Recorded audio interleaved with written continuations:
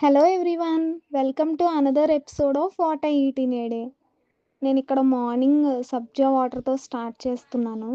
సబ్జాలు ఎక్కువసేపు సోక్ చేయాల్సిన అవసరం లేదు కాబట్టి నేను మార్నింగే సోక్ చేసి పెట్టుకున్నాను. అండ్ సబ్జా వాటర్ చాలా చాలా హెల్ప్ అవుతుంది బాడీ కూలింగ్కి. అండ్ నెక్స్ట్ నేను బ్రేక్ఫాస్ట్కి గోధుమ పిండి dosa along with upma and అల్లపు చట్నీ. సో ఉప్మా నేను అంత ఇష్టంగా తినను అని చెప్పి మా అమ్మ నా కోసం గోధుమ పిండి దోశ చేసింది. అండ్ ఈ అల్లపు చట్నీ నిన్నే పెట్టింది. టేస్ట్ చేయమంటే కొంచెం వేసుకొని టేస్ట్ చేశాను. టేస్ట్ అయితే చాలా బాగుంది. అండ్ నెక్స్ట్ ఆ రోజు కొంచెం హెడేక్గా ఉందని కాఫీ తాగాను. యాక్చువల్లీ డైలీ కాఫీ ఏం తాగను. నెక్స్ట్ లంచ్కి రైస్ అలాంగ్ విత్ ముద్దపప్పు, ఆవకాయ, పప్పుచారు అండ్ నెక్స్ట్ శనగపిండి అండ్ బెండకాయ ఫ్రై. చాలా టేస్ట్‌గా ఉంటది యాక్చువల్లీ.